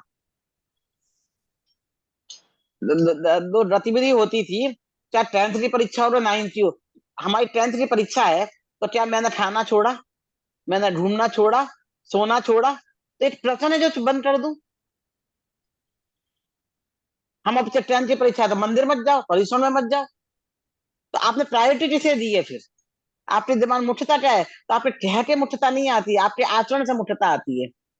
आपने कहा मूवी देखने जाना है तो आज मंदिर नहीं जाएंगे, प्रवचन सुनना तो आज मंदिर नहीं, आज घर में मेहमान आ रहे हैं तो मंदिर नहीं। हाँ, मंदिर जाना सबसे लास्ट का काम। हाँ, जब डॉक्टर जवाब दे दे तब मंदिर जाके बैठो बस। नहीं पड़ेंगे संस्कार, सबसे ऊपर इसे रखना पड़ेगा आपको कि मेहमान आए तो आप भी साथ में चलो। मेरी क्लास का टाइम है ना, आप भी सुनने बैठ जाओ। मूवी का ट्रीट है, मेहमान आ जाए तो आप कहते थे हमारे जाने टाइम हो गया, हम कहीं कोई भी बहाना करते बचते होते नहीं, या साथ में ले जाते हो जो जैसा आया है। बाहर जाना, आपकी फ्लाइट की है, ट्रेन की है, कह देते हो हमें जाना है बाहर, आज मत आइए। तो धर्म के काम के लिए सब उससे सबसे लास्ट में कैसे संस्कार पढ़ेंगे? ये वो ड्राइंग कर रहे हैं, कुछ भी कर रहे हैं, उन्हें सुनने दो, सुनते सुनते वो शब्द कानों में पड़े तो परिचित हो जाएंगे। फिर पूछे नहीं इनका मतलब क्या है। पूजा में ले जाओ तो पूजा का मतलब, एक पीढ़ी को ना तो पूजा करनी आती थी, और बड़े हो रहे तो पूछने में शर्म आती है कैसे पूजा की जाती है, कैसे किया जाता है। फिर आंदोलन चले, अब ग्रुप शिविर हो, इससे लाभ है, संस्कार है। तो फिर आपके परिवार के लोग, आपके बच्चे धर्म से वंचित रह जाएंगे। उनमें देखो, हमारे अंदर एक श्रद्धा गुण पड़ा हुआ है। आपने अपने बच्चों को अपने जैन मंदिर नहीं ले गए ना, तो मंदिर तो जाएंगे, गणपति के मंदिर जाएंगे।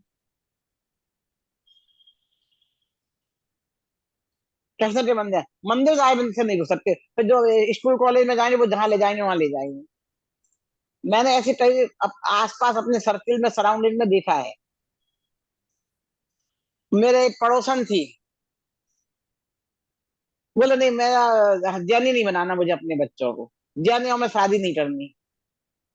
खुद पूजा पाठ करती थी, वो तत्व की जानकारी नहीं थी, अजैनों में कर दी। धर्म के संस्कार नहीं दिया, अब वो कोई कृष्ण भक्त बन गया, कोई राम भक्त बन गया, कोई किसी के, ये आजकल जो चलते रहते हैं जो जैसे दीवाना। अब उन्हें लगा अरे तो मेरी बेटी चली गई, मेरा बेटा चला गया। अब हम मेरे से कहते थे उन्हें समझाओ जैन दर्शन का समझो। अरे जब बचपन में, अब जो 40 साल की लड़की हो रही है, अब मैं उसे क्या समझाऊं? कैसे समझेगी वो? जब बचपन में संस्कार देने तब तो दिए नहीं। तुम्हारी बेटी ऐसी कैसे हो रही, हमने उसे बचपन से उस रूप में ढाला है। हमने प्रायोरिटी दी है, स्कूल में नंबर कम आए तो भी, नंबर नहीं आए चलेगा, कोई बात नहीं। जूनियर नर्सरी में टॉप नहीं किया तो कोई क्या अंदर पड़ेगा। तो जाके ये संस्कार रहे हैं। संस्कारों की बात देखो, आप कहते कि आप मंदिर जाओ जाओ नहीं कहता है। आपने एक स्टेज आया, उस समय आपका क्या डिसीजन है वो पूरा उसका भविष्य निर्धारित कर देता है। एक उदाहरण दूं तो आपको समझ में आ रहा है, ऐसे बोल रही तो आपको समझ में नहीं आ रहा है। मेरी बेटी स्वानुभूति छोटी थी, टन से, मैं नर्सरी या केजी में। तो उस तभी मेरा ध्यान उस बात की ओर गया, पहले मेरा नहीं गया था। तो उधर स्कूल में एक सेंटेंस पढ़ाते थे और हर टेस्ट में आता था वो, egg fish meat and milk are good food. तो ये लिख के आई, egg fish and meat bad food, only milk is good food. अब उनकी टीचर ने मुझे बुलाया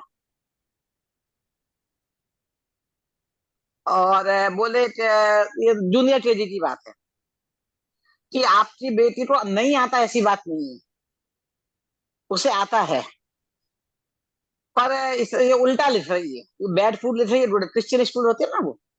तो जी इससे एक बार आप टहलवा दो, लिखवा दो, टहलवा दो मुंह से कि egg fish and meat and good food, तो ये क्लास में टॉप कर जाएगी।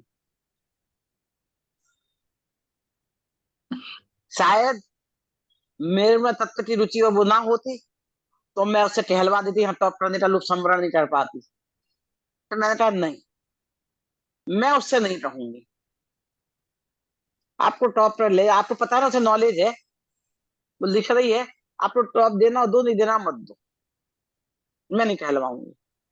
उस दिन का मेरा वो टॉप करने का लोग संवरण नहीं कर पाती, वो कहलाती, वो कहना नहीं होता, वो उसे रूट फूट समझती, उसे उसे रटाना पड़ता ना मुझे 10 बार। बच्चों को एक बार में याद नहीं होता, 10 बार रटाती, मैं 10 बार बोलती। मम्मी जो बात बोल रही है, गुरु जो बात बोल रहे हैं, वो बात तो सही होगी ना, वो तो उसके जीवन में आएगी आएगी ना फिर।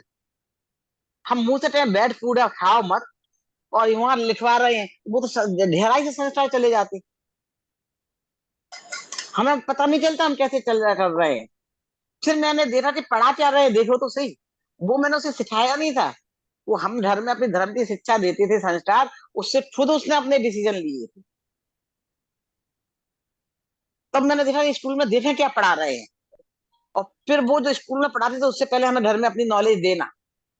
अपना किताबें लिखी उससे अपने बच्चों को पढ़ाने के लिए, कि हम हमारी फैमिली के बच्चों को तो वो संस्कार से पहले दे दें। इसलिए जो जैन नर्सरी लिखी स्कूल में भेजो, उससे पहले घर में अपने पोता पोती को जैन नर्सरी पढ़ा दो। केजी में भेजो, उससे पहले केजी पढ़ा दो। क्योंकि स्कूल में क्या पढ़ा रहे हैं, पहले आ से आम, आ से अनार होता था, अब आमलेट होता है। पहले माँ माँ से हमारा मीठा होता था, अब माँ से मछली होता है। अरे सब नॉन वेज चीज आ रही है, माँ से मांस होता है। फिर मैंने एक बार फोटो देखी ना, हमें वेजिटेरियन फोटो मिलना बंद हो गई, सब नॉन वेजिटेरियन। अरे 10 नॉन वेजिटेरियन हो तो एक वेजिटेरियन चीज हो गई। आप देखो अपने आपके पोता पोती क्या पढ़ रहे हैं स्कूल में जाके। धीरे धीरे किताबें बदल रही, पोर्शन बदल गया, समझ में ही नहीं आया हमें क्या चीज कर रहे हैं क्या नहीं कर रहे हैं। तो वो ऐसे गहरे संस्कारों तो बड़े होते वो चीज चली जाती है।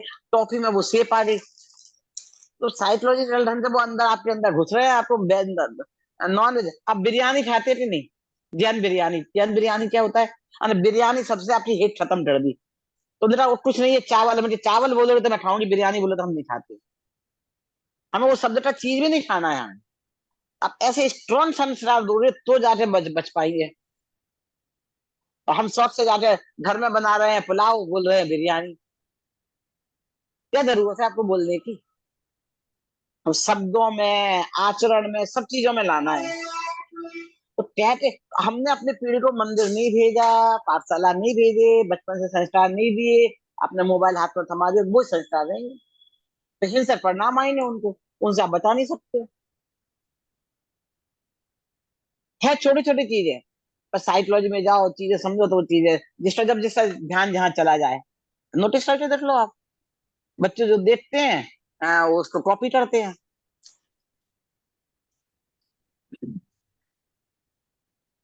तो ये धर्म के संस्कार उन्हें समझ में आए या नहीं आए, बस ये होना चाहिए, देख देखते वो कॉपी करते हैं। तो धीरे धीरे उन्हें समझ में जिज्ञासा जागे, तो इसका मतलब क्या है, ये क्यों कर रहे हैं, तो आप सही मतलब बता दो। नहीं तो आपने खुद की पीढ़ी, अनंत पीढ़ी, तो एक गलती होती है तो अनंत पीढ़ी तक उसका पाप बहुत ज्यादा होता है।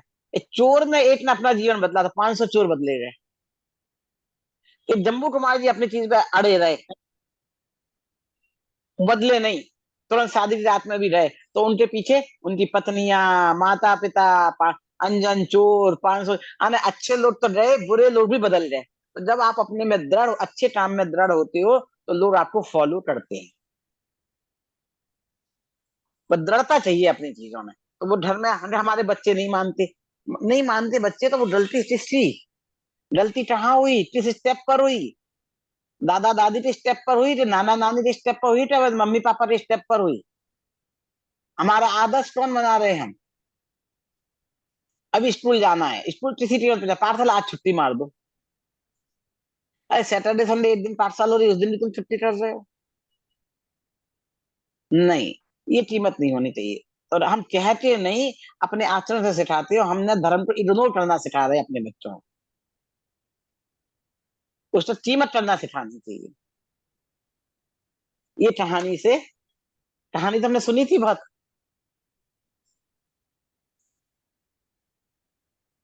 ये हमें मिलता है, ठीक है। तो देखो अपने पास अभी 15 मिनट है, तो आप बाहर है भावना का पंडित जयचंद जी छाबड़ा का एक तो परिचय पढ़ लेते हैं, और चाहो तो 2 छंदों का अर्थ भी कर दूं, जितना समय रहेगा उतना। अगली क्लास में टर्म का फिर अपनी ये पुस्तक कंप्लीट हो जाएगी, फिर हम एक बार क्लास रिवीजन की रख लेंगे। तो सब लोग अपने अपने हिसाब से कि ये लेसन हमने पढ़ा, हमें क्या समझ में आया, क्या जीवन में उतारा, क्या सीख मिली, और इसकी समझी, वो सब साथ के साथ लेसन के लिखते जाओ, जो जो लेसन कर रहे हो। तो बाद में आपके ऊपर बर्डन नहीं आएगा। नहीं तो बाद में एक साथ तो लिखनी है, अब वही आप आके सुना दो।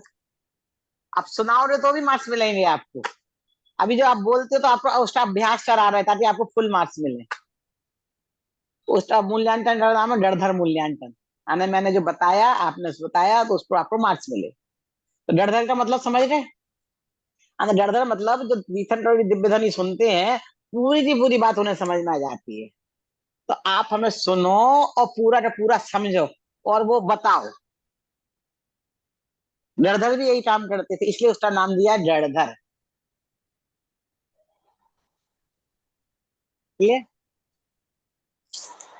तो ये आप जिसके पास पुस्तक है, पंडित जी जयचंद जी छाबड़ा का परिचय रीडिंग कर ले। मैं म्यूट हो रही हूँ। मैं पढ़ लेता हूँ।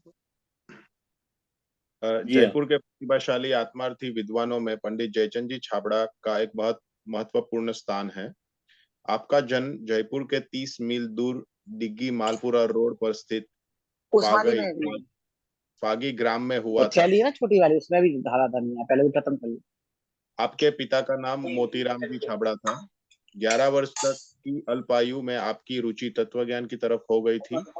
कुछ समय बाद आप फागई से जयपुर आ गए, जहां आपको महापंडित टोडरमल जी आदि का सत्समागम प्राप्त हुआ था। आपको आध्यात्मिक ज्ञान जयपुर की तेरापंथ शैली में प्राप्त हुआ था। इसका उन्होंने इस प्रकार उल्लेख किया है: शैली तेरापंथ सुपंथ, तामे बड़े गुणी गुण ग्रंथ, तिनकी संगति में कछु बोध, पायो में अध्यात्म शोध। आपके सुपुत्र पंडित नंदलाल जी भी महान विद्वान थे। पंडित जयचंद जी ने स्वयं उनकी प्रशंसा लिखी है। आपकी रचनाएं प्राय टीका ग्रंथ है, जिन्हें वचनिका के नाम से कहा जाता है। वैसे आपकी कई मौलिक कृतियां भी है। आपके कुछ महत्वपूर्ण ग्रंथ निम्नलिखित है: तत्वार सूत्र वचनिका, सर्वार्थ सिद्धि वचनिका, प्रमेय रत्नमाला वचनिका, द्रव्य संग्रह वचनिका, समयसार वचनिका, अष्टपहुड़ वचनिका, ज्ञाना ज्ञानार्णव वचनिका, धन्य कुमार चरित्र वचनिका, कार्तिकेयुनुप्रेक्षा वचनिका, पद संग्रह। प्रस्तुत 12 भावना आपके द्वारा ही बनाई गई है।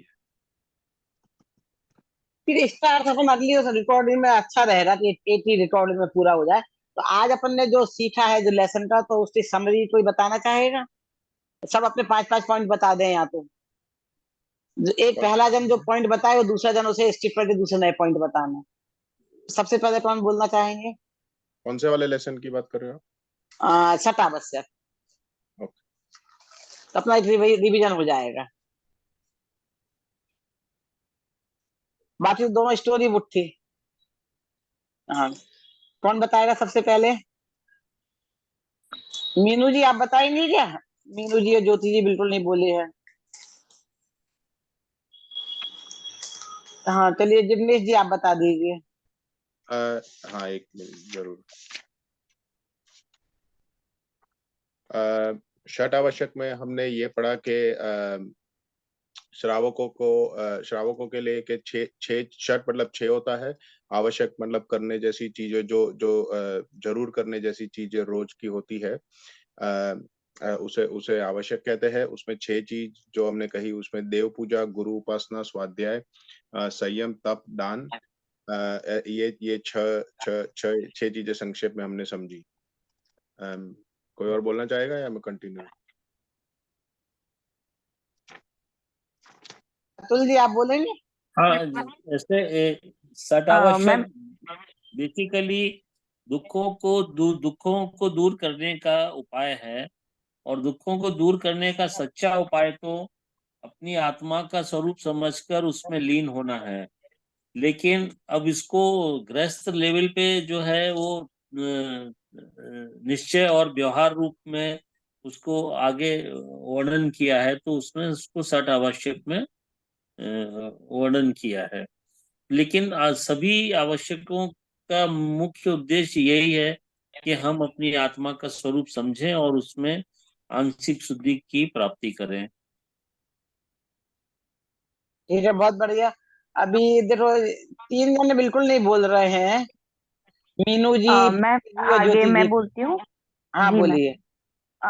मैम पहला जैसा बताया है देव पूजा, तो किसी भी जो 6 हैं उनमें ऑलमोस्ट सभी में यही लगाते हैं भाव और द्रव्य से।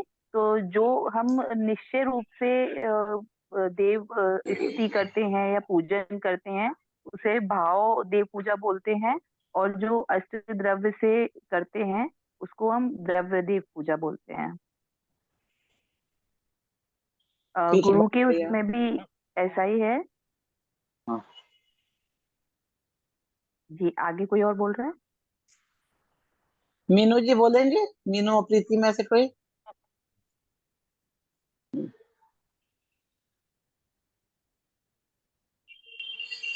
छह आवश्यक है, सब दो दो बोल दो, सबका नंबर है। मीनू जी, हाँ बोलिए, प्रीति जी बोलिए।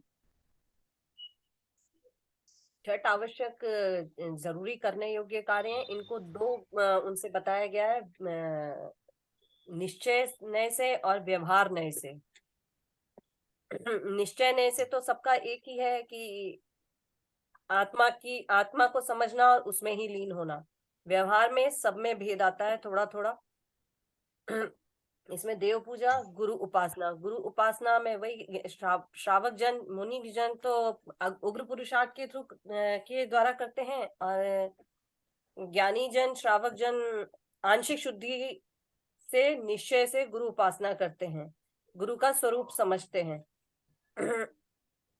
और व्यवहार में हमें सच्चे स्वरूप को समझकर उनकी उपासना करनी चाहिए, उनका स्वरूप समझना चाहिए कि वो कैसे गुरु हैं, उस हिसाब से उनकी उपासना करनी चाहिए, मतलब सही गुरु की ही उपासना करनी चाहिए।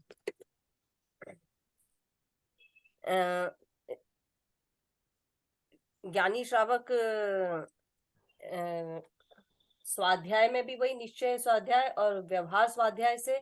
निश्चय स्वाध्याय तो निश्चय से शास्त्र वो कहे गए हैं जिनमें वीतरागता का पोषण होता हो, उन्हें ही जैन शास्त्र या जिनवाणी कहा जाता है, उनका ही स्वाध्याय करना चाहिए। जिनमें राग राग राग की प्रधानता हो उनका स्वाध्याय नहीं करना चाहिए। और स्वाध्याय शास्त्रों का अध्ययन निश्चय की मनन परिभाषा करना। क्या है? निश्चय की परिभाषा भी बताओ।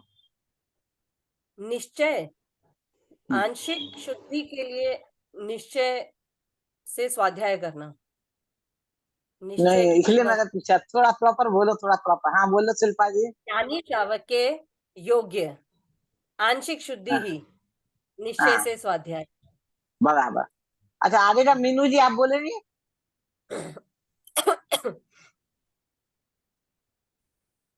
हाँ शिल्पा जी आप बोलिए।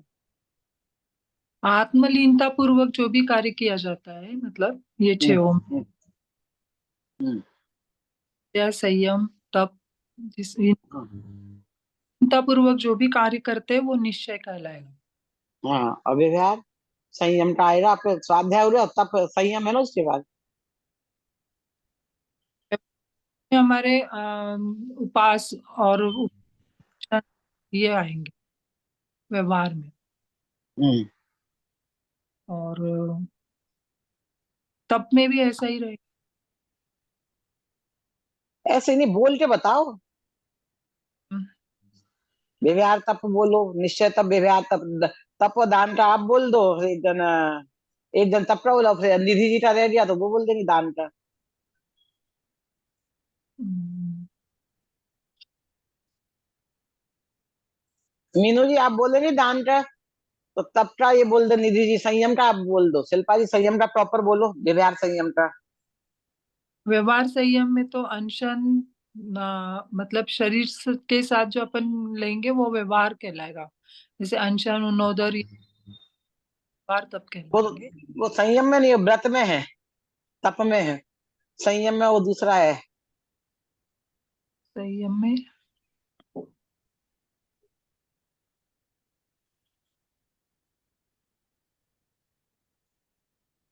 हिंसा आदि से विरति और इंद्रिय निग्रह। या निग्रह और हाँ व्यवहार। निधि जी तप का आप बोलो। हाँ, ज्ञानी श्रावक के योग की जो आंशिक शुद्धि होती है और शुभाशुभ इच्छाओं का जो निरोध होता है, मतलब उत्पन्न नहीं होना शुभ और अशुभ भाव ज्ञानी श्रावक के अंदर हृदय में, तो वो निश्चय तप कहलाएगा। हम्म, और उसके साथ होने वाले जो अनशन आदि संबंधी शुभ भाव है वो व्यवहार तप कहलाएंगे। और फिर इसके बाद फिर ये दान का बताया है। एक अपने को शुद्धता का हाँ, मतलब ज्ञानी श्रावक के योग आंशिक शुद्धि वह निश्चय से अपने को शुद्धता का दान है। मतलब वो ये कि जो ज्ञानी श्रावक है वो अपने अंदर अपनी आत्मा की जो लीनता करता है, अपने में अपनापन करता है, तो वो भी मतलब वो शुद्धता का दान हो गया, मतलब जो छह आवश्यक का। और स्व और पर के अनुग्रह के लिए जो धन आदि का दान देना वो व्यवहार दान है। उसमें वो चार प्रकार का है: आहार दान, ज्ञान दान, औषधि दान और अभय दान। बहुत बढ़िया। जिग्नेश जी आपको कुछ पूछना है क्या? हाँ, इसमें जो ज्ञानी का डेफिनेशन दिया है वो मतलब जिसको सम्यक ज्ञान हुआ है या सम्यक दर्शन हुआ है उसको ज्ञानी कहते हैं, या मतलब ज्ञानी का डेफिनेशन क्या दी हाँ, समझ रहे हैं? सम्यक दर्शन सहित व्यक्ति को ज्ञानी शब्द का प्रयोग है सर्वत्र शास्त्रों में। जिसको सम्यक दर्शन हुआ है। हम्म। ओके। और इसमें तो शुरू में लिखा भी है, उत्तम मार्ग में चलने वाले सम्यक दृष्टि श्रावक के आंशिक शुद्धि रूप निश्चय आवश्यक के साथ साथ विठल की सम्यक दृष्टि लिया, फिर बाद में शॉर्ट फॉर्म में उसे ज्ञानी शब्द बोलते हैं। अच्छा।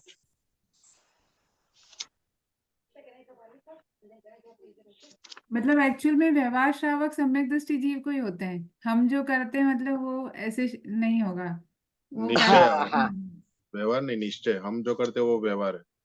नहीं, वो भी सच्चा व्यवहार नहीं होगा ना मैम, मतलब वो सम्यक हाँ। दृष्टि में भी सच्चा व्यवहार होगा। देखो, किसी लड़की की शादी नहीं हुई तो उससे देवर ननद वगैरह कुछ होंगे क्या?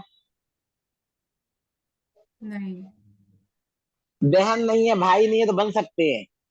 तो पति नहीं है तो पति तो है ही नहीं, पर ननद देवर सास ससुर वो भी संबंध बनाए भी नहीं जा सकते हैं। मैं इसको धर्म का पति बना लूं, धर्म पति असली पति होता है।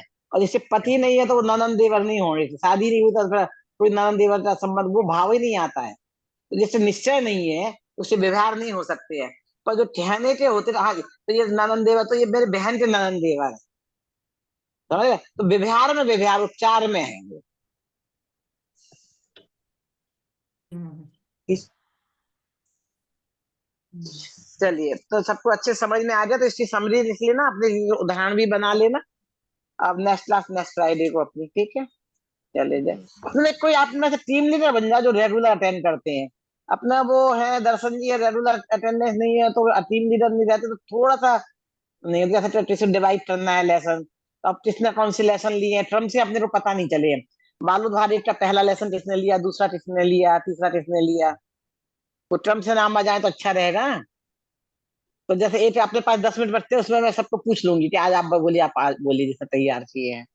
निधि जी आप बन सकते हो, जिग्नेश जी आप, कोई भी एक जन जो भी बन सकता हो, है निधि जी? हाँ हाँ, मैं बन जाऊंगी। क्या मतलब ठीक। कैसे हो? आप क्या बोल रहे हैं? पहले दूसरा क्या जैसे ग्रुप बताना? में मैसेज डालना रहता है, कुछ करना रहता है, जैसे अपन ने बालूधारी सबने लेसन डिवाइड किए हैं, अब पूछूंगी तो अपने को हाँ पता नहीं किसने क्या लिया है। तो पहला लेसन कौन ले रहा है तो सबसे पहले उसका नंबर आएगा, फिर दूसरा तीसरा है, ऐसे जो मैनेज करना रहता है। हाँ हाँ, ठीक है ठीक है। वो अभी तक जिसने ग्रुप में डाला है उसकी मैं लिस्ट बना के तो एक बार डाल दूंगी। हाँ डाल दे प्रॉपर, भाग एक हाँ पार्ट एक, दो भाग एक का पहला पार्ट, दूसरा तीसरा चौथा ऐसे। हाँ, ठीक है ठीक है, ओके। फिर जो लेसन छूट गया होगा उसका अपन किसी को डिवाइड कर देंगे। ठीक है ठीक है। चलिए, जिनमानी से जावानी के ज्ञान के सूझे लोटा लो, सुवाणी मत नवो सदा देते हैं दो। जय जिनेन्द्र सभी को। जय जिनेन्द्र। जय हम्म। जय जी फिर नेन्द्र। अभी अपन है ना जिनमानी स्थिति में मिथ्यात्म नास्ति को पढ़ेंगे, वो पुस्तक में है ना उससे। जिनेन्द्र।